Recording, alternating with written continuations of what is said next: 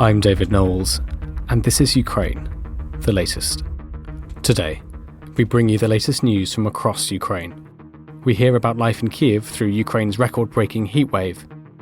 We hear about life in Kyiv living through Ukraine's record-breaking heatwave, made all the more difficult following Russia's strikes on Ukraine's energy infrastructure. And we look at the latest diplomatic news from Europe and the United States. Bravery takes you through the most unimaginable hardships to finally reward you with victory.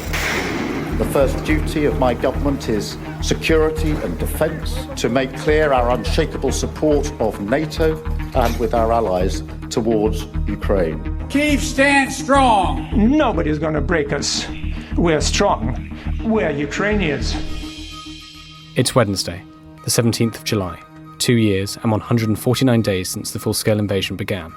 And today I'm joined by our associate editor Dominic Nicholls and assistant comment editor Francis Dearnley. I started by asking Dom for the latest news from Ukraine. Sure. Hi, David. Hi, team. Sorry if it's a bit echoey in here. I'm out on manoeuvres today. Let's start inside Russia. Ukrainian drone attacks deep within the country are said to have forced Moscow to beef up its defences around Putin's palace outside St. Petersburg. Satellite images revealed at least 7 Panzer I medium-range air defence systems. That's the, in NATO terminology, it's the SA-22 Greyhound. They're said to have been stationed around Putin's huge forest estate on the shores of Lake Valdai. This is coming from the ISW, Institute for the Study of War. They say Ukraine's relentless drone strikes that have been successfully targeting Russian air bases have forced Moscow's military command to prioritise limited air defence assets to cover what it deems high-value targets. Interesting, as they're losing these pieces in Crimea in particular, but elsewhere, they are having to further denude their capacity inside Ukraine by pulling it back to cover these kind of places in Russia. However, as analysts warn, and as we have seen, such static coverage, putting these things out on their own without themselves being defended by short-range air defence, that could prove futile. We've seen a number of Ukrainian drones flying around and through air defences and striking from areas or from directions that they hadn't anticipated. Sticking inside Russia, and Ukrainian military intelligence spies, said to be assisted by volunteer hackers, they've claimed to have launched a major cyber attack on over 100 of the big Russian websites. The GUR, Ukraine's Defense Intelligence Agency, speaking yesterday, said the attack was aimed at destroying the internal information of companies that serve Russian public sector clients involved in the war against Ukraine. GUR added that the hack caused a pig's head and the 404 error code to pop up on the websites instead of the usual content. They said the companies that they'd gone after included the MIT Group. That's a group of companies that develop corporate websites. The Rumas Lada, that's part of the Lada sort of vehicle franchise, United Crane Technologies, and Perm Industrial Equipment Plant. Now, back closer to the war itself, Russia and Ukraine are set to exchange a number of prisoners of war today in a deal facilitated by the UAE, United Arab Emirates. This reporting comes from Bloomberg. It's thought that each side is going to release 90 prisoners. The swap will be the 6th exchange this year, facilitated by the UAE. Sticking on numbers for a moment, Ukraine claimed this morning that Russian forces lost over 1,100 troops, 11 tanks, 9 armoured vehicles and 43 artillery systems in the past 24 hours alone. The General Staff of the Armed Forces of Ukraine reporting the losses. They say the total toll now of Russian casualties, so killed, wounded, missing and captured, 563,620 since the start of the full-scale invasion. Kyiv also saying that Russian troops attacked across 11 fronts over the past day. Heaviest fighting still in that area of the Donbass near Pokrovsk, just in the vicinity of Donetsk city. There were attacks, Russian attacks across the rest of the country, which did sort of widespread attacks. But again, for a pattern of a few days now, much lower casualties, Ukrainian civilian casualties, than in recent months.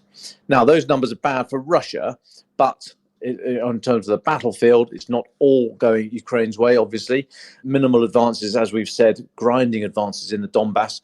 And reporting today suggests Ukraine's military is having to rely on some munitions that had been designated for disposal before the start of the full-scale invasion, February 22. So Ukraine's defense ministry, speaking yesterday, said it had returned a significant amount of ammunition of various calibers back to the front line, those ammunition natures that had been transferred to enterprises for disposal as surplus. Now, we think the rounds, largely artillery and small arms munitions, said to be undergoing thorough quality checks before being sent back to the front, according to the MOD, Ukrainian MOD. Deputy Defense Minister Yuri Zizia said in a statement, "We understand that today every shot, missile and ammunition is vital on the battlefield. Instead of disposing of the ammunition, we are disposing of the enemy." You've seen how dangerous old, out-of-date ammunition can be. Some of the North Korean ammunition has exploded in the barrels, which wipes out that piece of equipment and also the crew with it. So old ammunition, there's a shelf life for a reason. So I hope those thorough checks are particularly thorough. Now, Russia's grinding assaults continue. As I said yesterday, the chief of the General Staff of Russia, so Gerasimov, General Valery Gerasimov, he thanked Russian forces for capturing the village of Urozhainy in Ukraine's east. The alleged victory, if confirmed, will be the latest in a series of very costly tactical gains made by Moscow's troops in the Donetsk region. And this comes after the pressure and the loss of the strategic hilltop city of Chasiv Yar earlier this month. General Gerasimov was visiting some of the front lines yesterday to hand out medals, then set new targets for his troops in the region. I'm sure they were delighted with that. This comes out of Russia's defense ministry, but no further details known of what those new targets might be. I think just keep walking west and hope for the best. Moscow said on Sunday that its troops had seized control of Urozhainy, which had been retaken by Ukraine last July in the summer offensive. Ukrainian bloggers had been reporting for a number of days that Kyiv's forces had relinquished control of the village, but heavy fighting continued. It's very difficult to get verified information out of the area. Ukraine is yet to officially comment on Russia's claims of taking the town, but on Sunday it did report 18 different attacks on Urozhainy and nearby settlements. Now, looking on a bit more on the international side, still with a sort of hard military edge, if you like, got a bit more on that meeting in Prague from yesterday. Kyiv and Prague are said to have agreed to launch joint production of assault rifles and ammunition components inside Ukraine. So Ukrainian Prime Minister Denis Shmyhal said yesterday during the visit to Czechia, the Czech Republic, said today we have signed two important agreements, among others, in the defense industry. A new cartridge factory will be built in Ukraine. He said Ukraine has the intention and potential to become an armory for the free world, and we are grateful to the Czech Republic for its support of our aspiration. Now, comes against the backdrop of a bit of a warning from the US. The Pentagon has said that it is firmly against the war spilling across the borders of Ukraine. This comes after renewed calls by Kyiv to be allowed to use American weapons, long-range weapons in particular, to strike further inside Russia. Pentagon spokesman Major General Pat Ryder, speaking to Voice of America on Monday, said we do not want to see unintended consequences, an escalation that can turn this conflict into a wider one that will go beyond the borders of Ukraine. Responding to a question on the use of ATACMS missiles in particular, which obviously you'll remember the US began supplying to Ukraine in April, Major General Ryder said, "I think this is something that we all need to consider and take very seriously. Our long-distance policy has not changed." So no sucker there. Now, and just finally for me, China and Russia war games have kicked off. They've got live-fire naval exercises in the South China Sea. The two countries obviously continuing to strengthen military ties in the face of the West. The opening ceremony of the joint naval drills, which they've really imaginatively called Maritime Cooperation 2024, what happens to something like lightning dolphin or murderous blooming born disease or something like that, scurvy? Anyway, never mind. So they started in the Chinese port of Xinjiang. It's going to be followed by 3 days of exercises, the Russian MOD say. During these maneuvers, crews of ships of the Russian Pacific Fleet and the PLA, the People's Liberation Army Navy, are expected to conduct joint air defense exercises, anti-submarine drills and artillery firing. Of course, you've got to remember the People's Liberation Army, the Chinese army, is not like the West. It's not an army there of the state. It is an army of the Chinese Communist Party. And so we do well to remember that when we're trying to second guess what these signals mean and all the rest of it. Anyway, Wang Guangzhang, who's the spokesperson for the PLA Navy's Southern Theatre, said the China-Russia Joint Patrol has promoted the deepening and practical cooperation between the two in multiple directions and fields, and effectively enhanced the ability of the two sides to jointly respond to maritime security threats. Now, my view, for what it's worth, this is about the optics of the two countries working together more than a sort of hard military naval capability. China doesn't need Russian naval help. Chinese manufacturers or maritime naval specialists are building ships at a rate that far outstrips the West. And although the Chinese Navy today is about the same size as the US Navy, China only plans to play a home game in the South China Sea, in the near abroad, in the Indo-Pacific theatre. But in order to compete in that area, the US and obviously any allies not located very close by would first have to get there, and it wouldn't be the whole force because you've got other bits and pieces around the world. And second, would have to sustain any operations over huge lines of communications. Now, that problem, whole South China Sea, Taiwan, is focusing minds in the US Navy, DOD, far beyond. We've spoken about it a number of times. But I'll just put this for context. Don't think in any way that China views these naval drills with Russia as in any way adding hard military value. Russia might love to think so, but it's not that at all. This is all part of a sort of wider information game about the two countries getting closer together. China just does not need the Russian Navy, such as it is. And I'll pause there, David. Well, thank you very much, Dom. I know we'll come back to you soon, some updates from where you are today, as you said, on manoeuvres. But Francis, can I come to you? What are the latest diplomatic and political updates that you've been looking at? Thanks, David. What times we are living through. In a parallel universe, one that's easily conceivable, Boris Johnson's government was just re-elected on a mandate that included increased support for a bolstered and strengthened Ukraine, as the world reacted with horror and shock to the assassination of presidential hopeful Donald Trump at the weekend. Yet in our reality, the former British Prime Minister has just met with a defiant Trump after his brush with death to urge the likely future president not to abandon Ukraine after he picked J.D. Vance as his running mate, a man, of course, who strongly opposes American support for the war.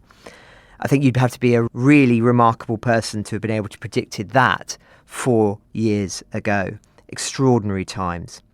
Now, I lead with this story because Johnson met Trump in Milwaukee for almost an hour to specifically discuss the conflict. That is highly unusual.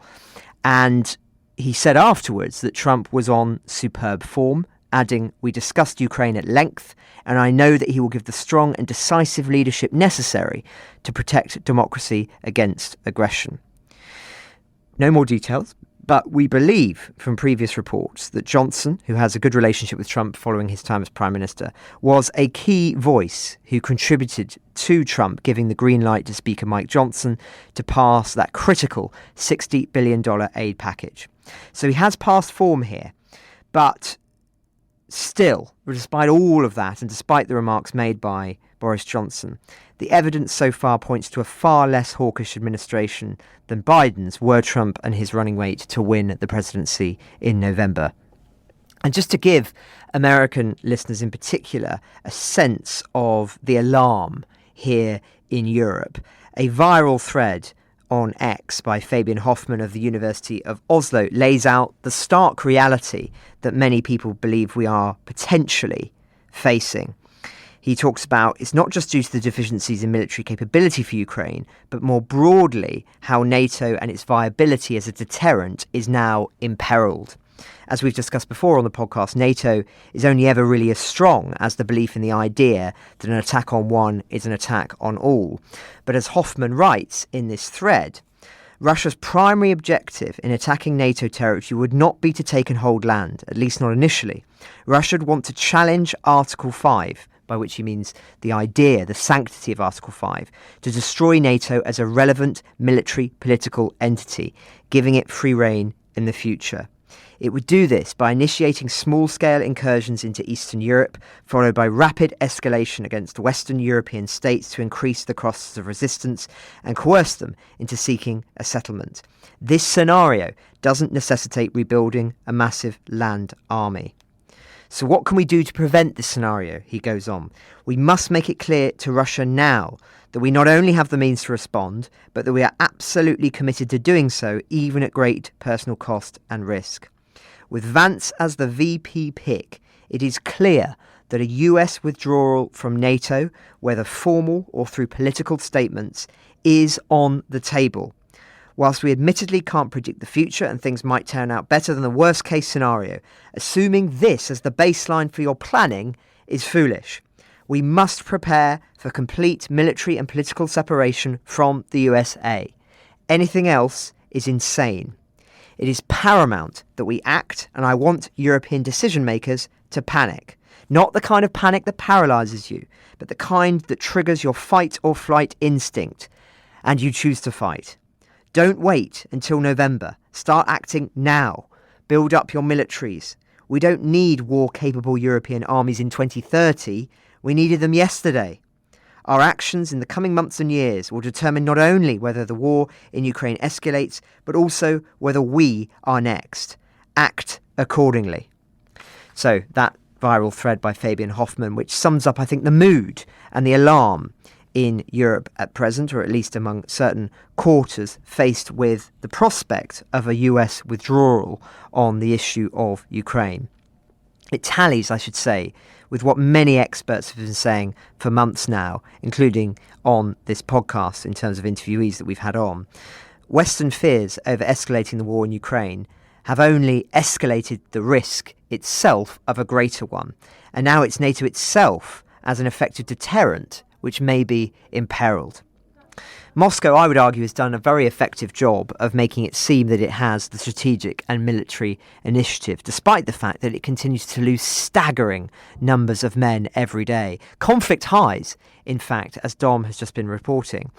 One still hears people point at those numbers and say, but Russia can always find more men. And they use that and say that to justify Western inaction. But it's not true. And I just wrote a piece for the Telegraph, highlighting the limitations on Putin's mobilizations and his broader demographic crisis. So if you're interested in this specific area and need a piece to use to retort people who say Russia can always find more men, I would point to that in the show notes. Now, in other news, a major step on this vital question, one that we've been discussing for, best part of 2 years now, on the missing and kidnapped from Ukraine. The government has just published a list of 42,000 citizens. Just let that sink in for a second. 42,000 citizens who are missing under special circumstances. This register collects data on people who've disappeared due to war, occupation, or natural and man-made disasters. And it only goes to underscore the humanitarian impact of the conflict and the particularly deportations, kidnappings, and large number of deaths among the military and civilians of Ukraine. It's a considerable increase from the 37,000 that were considered missing in April. The ministry also possesses data on 7,000 people whose whereabouts have already been established, including 4,000 former prisoners of war who are alive, as well as 4,000 who were killed, mainly soldiers. But crucially, this number does not include Ukrainian children forcibly deported to Russia, Belarus, or occupied territories. We know that number exceeds 19,500, though it hasn't been updated for many months now. And every day we hear reports of children being taken to the occupied territories or beyond. So I think it's very safe to assume the real number is much, much higher. And indeed, I think that this stat of 42,000 that excludes the children is likely to be much, much higher. I should say that it does not include the war dead. These are, as I say, special circumstances individuals. So an extraordinary and stark statistic, which doesn't come as a surprise, but still should be sobering. Now, a few smaller stories too, David, which are worth reporting. Japan has said it's making the final arrangements to loan $3.3 billion to Ukraine using interest from frozen Russian assets. That loan will amount to roughly 6% of the G7's total $50 billion package. That package will see the EU lend around $20 billion and Japan, Britain and Canada lending a combined $10 billion, set to be approved by the G7 at the meeting in Brazil later this month. Meanwhile, the Hungarians are still going ahead with their plans to hold a second peace summit on Ukraine this year, coming after Zelensky said this week that Russia could be represented at a second summit, which marked quite a significant U-turn after banning Moscow from the first. Though my own feeling is that it probably won't be a summit hosted by the Hungarians that would be one that would be considered a major breakthrough. It would be, if one happened, one hosted by a European nation that is more inclined towards the Western perspective on the war, not one that is backed by Hungary, and indeed the Hungarian plan would see it in China. And I certainly don't see that being the one that will be the key breakthrough. But nonetheless, Hungary are still pursuing their ambition to host one. And just finally, in terms of these updates, US journalist Evan Gershkovich is scheduled to appear in court in Russia tomorrow for the second hearing in his trial on espionage charges that have formally begun. It's, of course, taking place in Yekaterinburg, city in the Ural Mountains. And this is, well, an ongoing case, as listeners know. 32-year-old Wall Street Journal reporter arrested whilst on a reporting trip in March 2023. Many people are continuing to monitor his case, as do we, which is why I mention it here. But that's where we are in terms of major political developments in the last 24 hours, David. Well, thank you very much, Francis, for all of those updates. Dom, can I come back to you for just a second update? Can you tell us where you are and what you've been picking up at this conference? Yeah, I'm at the Air and Space Power Conference here in central London. Just before I go on to that, I'm looking at images now on Twitter and elsewhere about this prisoner exchange I mentioned earlier on in the updates. Looks like 95 Ukrainian service personnel have been returned. Very joyous photos there. You'll see it on social media. That's happening just in the last few minutes since we've been on air. So 95 Ukrainian service members from the army, the National Guard, and I think the Border Guard also released there. No further details about how many Russians were handed back, but probably a very similar number. Yeah, as I said, I'm at the Air and Space Conference here in London, 2 days. It's dominated by, well, what hair there is, mostly grey. But there is, I mean, it's a very diverse audience, put it that way. There's every shade of grey hair you could hope to point out on men's heads generally. But it's all right. I mean, the chat is good, and it's obviously focused on around the war in Ukraine and the rise of the challenge from China. The Chief of the Air Staff, Chief Marshal Rich Knighton, is going to be speaking a little bit later, just after lunch, and then I've got a closed session with the head of US Space Force, which should be quite interesting. But I just wanted to bring out a couple of things that have been spoken about in sessions this morning.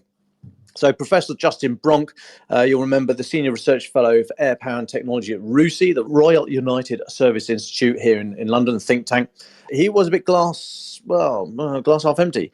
It was quite a sobering introduction from him. He said that for all the talk of stalemate in Ukraine, the arguments continue to be about when and how Russia widens the war, not about whether they keep fighting it. He says on the air side, absolutely no effort by Russia to try and wind things down or go for negotiations.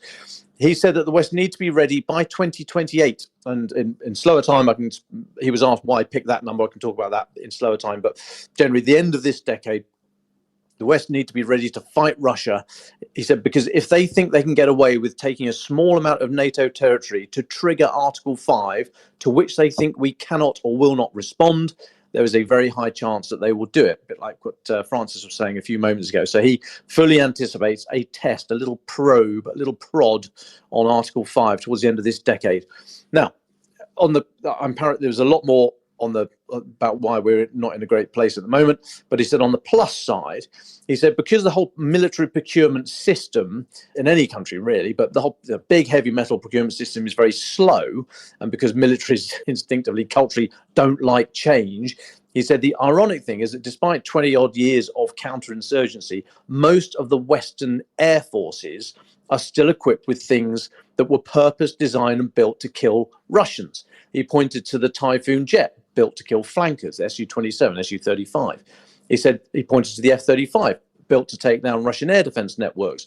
He looked at what we would be firing. AMRAAM, the Advanced Medium Range Air-to-Air Missile. AMRAAM and Meteor missiles built to kill flankers again. Brimstone, Maverick, all these missiles built to kill Russian tanks.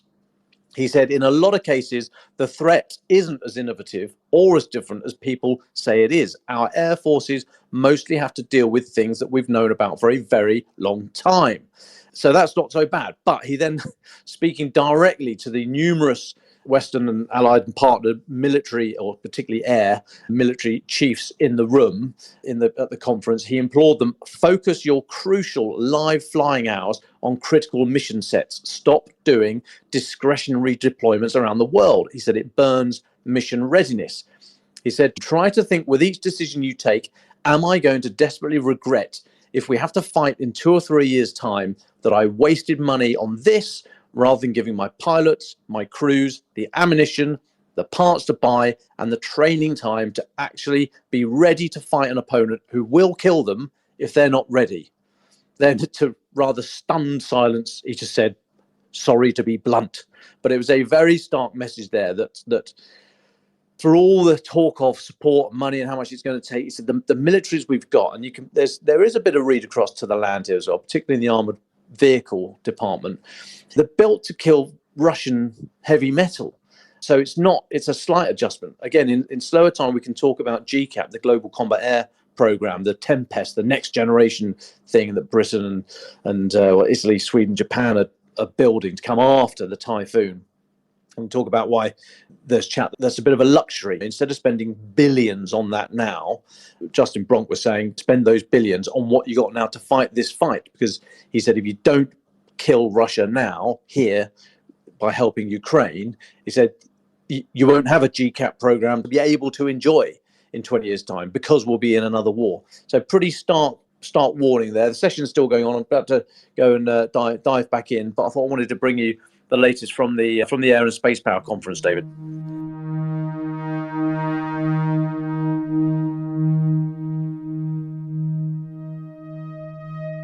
Thank you so much, Dom and Francis. As discussed in previous podcasts, Ukraine is currently experiencing a record-breaking heatwave, with much of Ukraine's energy infrastructure out of action due to Russian missile and drone strikes. Staying cool and getting on with life is increasingly difficult. I spoke to a close friend of our podcast and asked her to share some of her experiences and thoughts on life in Kyiv this summer. Over to you.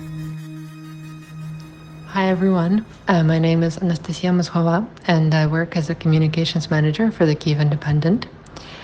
And I'm here to share a little bit of my personal experience of living through an extraordinary combination of missile attacks and a heat wave and regular power outages. So it has been like 35, 37 degrees Celsius in Kyiv for the past week, and it was quite hot before that as well. And we've been having power outages since, I think, May, so that's almost 2 months now. And unfortunately, I think it has been getting worse and kind of harder to deal with it. So for example, today, I will get 2 hours of power twice per day, like for sure. That's something I can definitely rely on. And there will probably be several more hours of electricity, but I don't know for sure. And like it will depend on the circumstances, and I will just find out when it happens if it does. It is very difficult and very inconvenient. I think people obviously are getting used to it, and you just simply start building your life around the schedule, but it's different every day. And sometimes it's just hard, no matter how many times you have to do it. So for example, I have a dog and I live on the 15th floor, so I rely on the elevator. And sometimes I wait for quite a long time to go for a walk with my dog, but sometimes it's just impossible.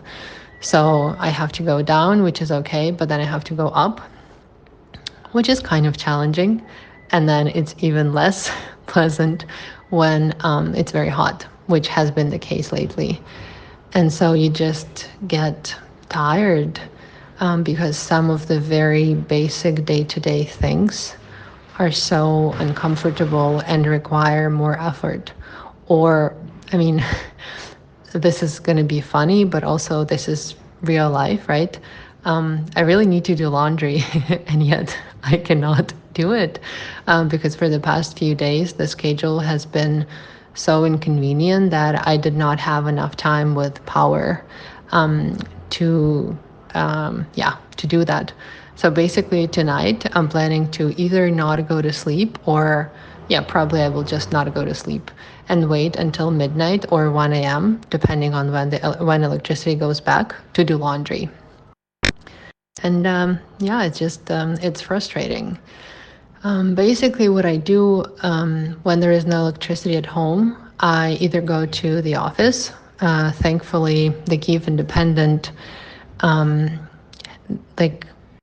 have done everything possible to take care of everyone working here and to provide all the resources that are necessary to function.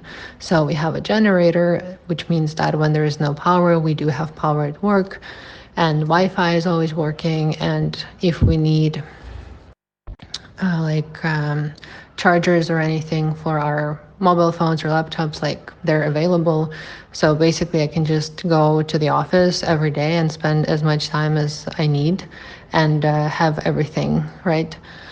That is great. But obviously it doesn't change all the inconveniences that remain at home and kind of like in the external world.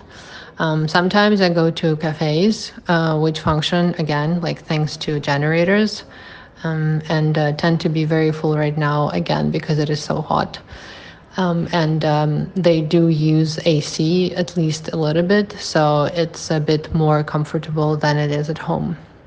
Another challenging part is the problem with mobile network. So when there is a power outage, mobile network, mobile connection, starts working very poorly, and sometimes it's impossible to, let's say, get a cab or send a photo on WhatsApp or something, just because it's the signal is too weak. And it's actually very, it makes you feel unsafe because you know that if something happens, you might not be able to communicate. Or let's say there is an air raid alert and you know that it's happening because of the sound outside, but if your internet is so bad, you cannot find out what is happening exactly, right? And obviously you have to be careful anyway, and you have to shelter somewhere, but still this access to information is so crucial when you live in the environment which is constantly dangerous and there is a constant threat, which is Russia. But then again, you just kind of adjust to it in any way you can. I mean, as always, people adjust in their own ways. I know that some of my friends and the people I know have just accepted that our circumstances are like this right now, and they do not pay that much attention. But also some of them are capable of doing it because of, let's say, them living on the third floor, right? So they do not need an elevator like I do. Or maybe in some parts of the city or in some buildings, the power outages are more rare or they do not last that long. And it's not always clear why that is the case. Sometimes it is, but not always. And there may be some other circumstances which make it easier for them. And then other people are naturally stressed out and they feel really limited. And I think I am at that point right now. But the heat wave has really been making it much worse because it's just you're constantly hot and uncomfortable. And for example, the food goes bad in the fridge because the power is there for so little time that it's actually not enough for the fridge to keep the cold. So it's it's just the most basic areas of life are challenged right now because of these circumstances. Anyway, I know that some people they're constantly in touch with their friends, so they visit each other, and when one has no power, the other goes to a friend or someone or a colleague, and then they reverse based on the schedule to feel more comfortable or something like that. I mean, speaking of autumn and winter, I think I am stressed out about this. It just in a way, it just feels devastating, or like a lot of pressure. I am anxious when I think about it because it really is stressful and very uncomfortable to have to adjust to this all the time, and to be so limited in so many very basic ways. And when I think that this really is long term, that this is not a temporary situation, I get upset. I'm like, how is it going to be? But we'll see, right? I don't know, like sometimes in the news they say that the situation will get much worse, but sometimes there is some kind of promise that things will improve. I really, really hope so, right? But then Russia keeps on attacking, and there is an actual risk that things will get significantly worse. But then again, I guess we'll find a solution anyway, right? Just like we have done in the past after like so many different situations which seemed like extreme. I think it's very important to understand that Russia's attacks and their approach to attacking Ukraine really does have an impact on all areas of our lives. So obviously people living closer to the border are affected much harder, right? Like people in Kharkiv or Kherson or Odessa and Zaporizhia, Kryvyi Rih, Dnipro, like they have had to endure so much, and they have also had to continue their lives somehow. But then there is the rest of the country which is suffering less, but still faces the attacks, as in life threats, but also all of these daily sources of discomfort, like the ones that I've just been mentioning, right? It's 2024, and I'm telling you that I cannot do laundry because I don't have electricity long enough for the washing machine to like start and finish. It's just ridiculous. But it is our reality. And so, yeah, I feel like people often forget, or maybe they don't even understand, that the consequences of Russians' attack, they're just all-encompassing. And we have to somehow live with them on a constant basis. Yeah, and so they're basically trying to ruin, if not our lives, then the quality of our lives. And it will not stop until we stop them. And when I say we, I mean Ukraine as well as the entire world. I'm not sure if this is relevant right now, but what's scaring me is that Russia really has been slowly but steadily moving and intensifying the attacks on civilians and kind of like going deeper and deeper into the country in terms of the attacks, right? And the effectiveness of the attacks. And I really do think that Europe needs to reevaluate the level of danger that it can face eventually. Because like the closer the attacks are to European borders, the higher are the chances that at some point Europe will be under threat as well. And I mean, like, it can sound very dramatic, but it's true, right? And I think one of the reasons why people underestimate this risk is that Russia is doing it at like a slower pace, but it's just like happening on a constant basis. So we might be noticing it less, but it really is happening. And it's very, very important to pay attention to that. And yeah, to probably do more. Anyway, I should stop here. Thank you so much for giving me the opportunity to share. Thank you so much. Before we go to our final thoughts, I just want to bring you a few short messages from some recent guests. You'll remember that we recently spoke to freelance journalist Gabriela Józwiak and American high school student Sanvi Perry about their project fundraising to buy a minibus for disadvantaged children. We included links to the project in the show notes, and, within days thanks to your generosity, the fundraising targets were hit. Here are Gabi, Sanvi, and Roman Hrytskiv, project's coordinator from the Ukrainian Foundation for Public Health. First of all, let's hear from Gabi and Sanvi. Hi, David and team. Thank you so much for asking me to come back and thank everybody, basically, for what has been a really overwhelming past week. I can't describe to you how amazing it's been since the podcast was published. About a few hours after that, I looked on the fundraising page and saw that the British total had leapt up by about £1,000, and the US had similarly gone up by about $1,000. And that was really surprising because I'd been staring at that page for many days and months, well, not months, but weeks, like trying to work out how to get it up. I went to bed in the morning. When I woke up, it was even higher.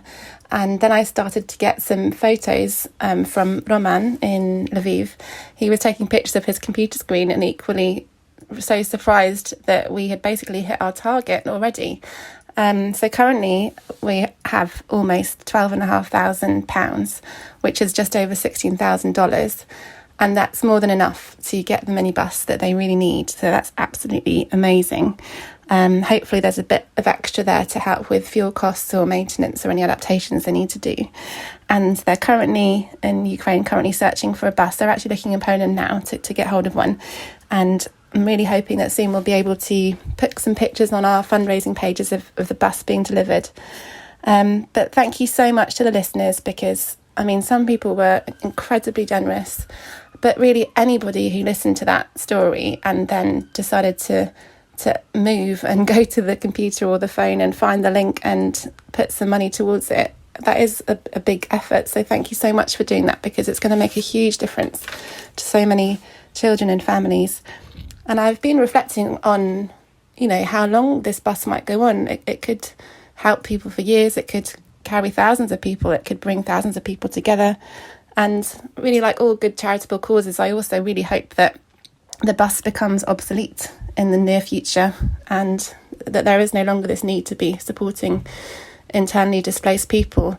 Perhaps the bus will actually be used to take people back to their homes, because the war will be over soon. That's what we're all hoping. So thank you again for your support, and to the listeners for taking action. And yeah, we hope to put some lovely photographs up soon of happy people with a bus. Hi, David and team. Thank you so much for featuring the fundraising effort on your podcast. The generous contributions from your listeners have helped us reach our fundraising target, and we've already started looking for minibuses. I hope that many conversations take place on this bus and many new friendships are made.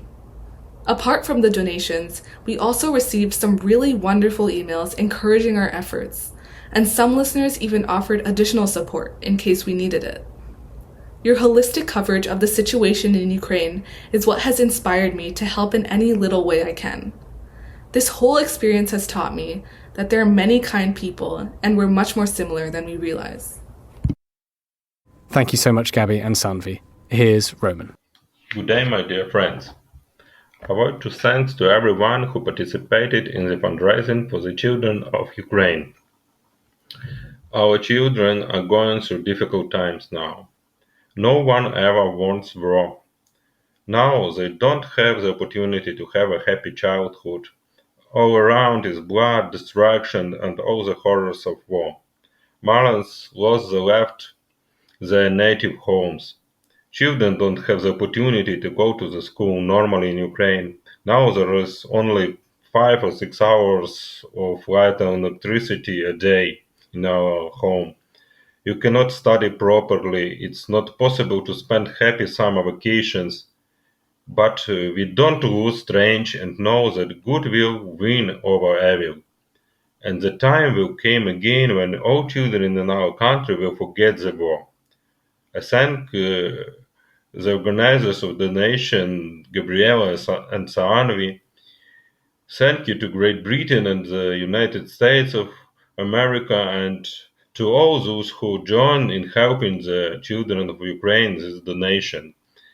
May it be good for you also, with hope for peace and a peaceful life. Thank you very much. Thank you from Ukraine and from me, Roman. Bye-bye. Thank you so much, Roman, for your message. Now let's go to Dom and Francis's final thoughts. Thanks, David. Today marks 10 years since Russia shot down MH17, that passenger aircraft, of course, which had 298 souls on board, all of which were lost, many of them children. It was a huge moment, a huge story, one that the Telegraph covered extensively. Roland Oliphant was one of the first on the scene. But its symbolic value, of course, has become immeasurably greater, I would argue, in the years since, as it marked a warning sign of just how serious the crisis in Ukraine was developing, and indeed how far Russia was willing to go. It bears repeating that Russia has repeatedly denied responsibility for its destruction. It has refused to hand over 2 Russians convicted by a Dutch court in absentia for the murder that took place. Many of the civilians on board that aircraft, of course, were Dutch. And further to that, it has created over 40 false narratives to try and blame others, all of which have been decisively proven to be incorrect. We are very definitive as to what happened. So no one wants this conflict to expand, and nobody wanted it to happen at the time. And yet we are in this situation, despite many warning signs, of which MH17 was one, about the manner of Putin's operations, often happening beneath the surface before erupting into a far more public one, and indeed others that took place, most famously the annexation of Crimea.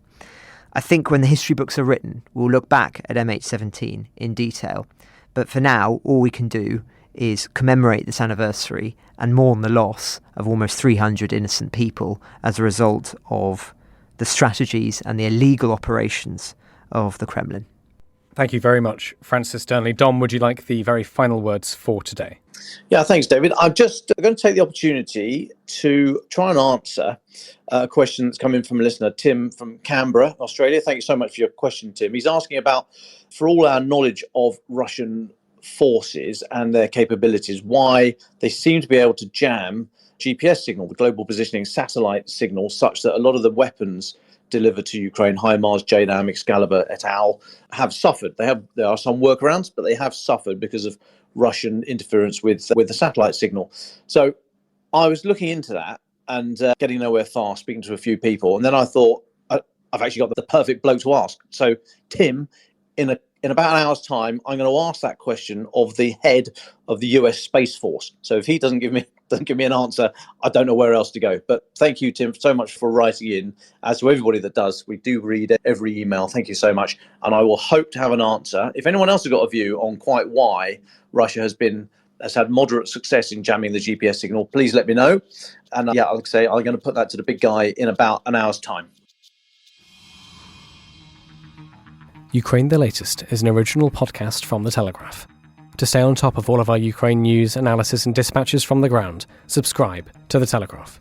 You can get your first 3 months for just £1 at www.telegraph.co.uk/Ukraine the Latest.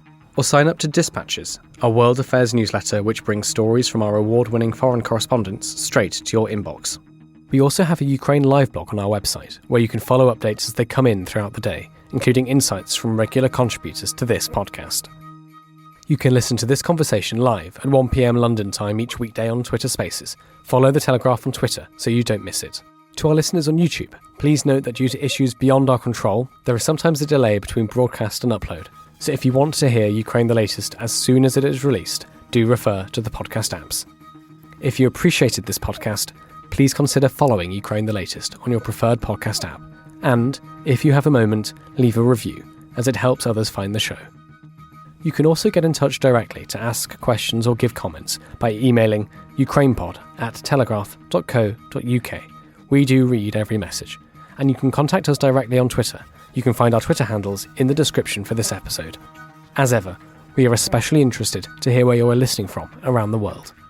Ukraine the Latest was produced by Giles Gear and the executive producers are David Knowles and Louisa Wells.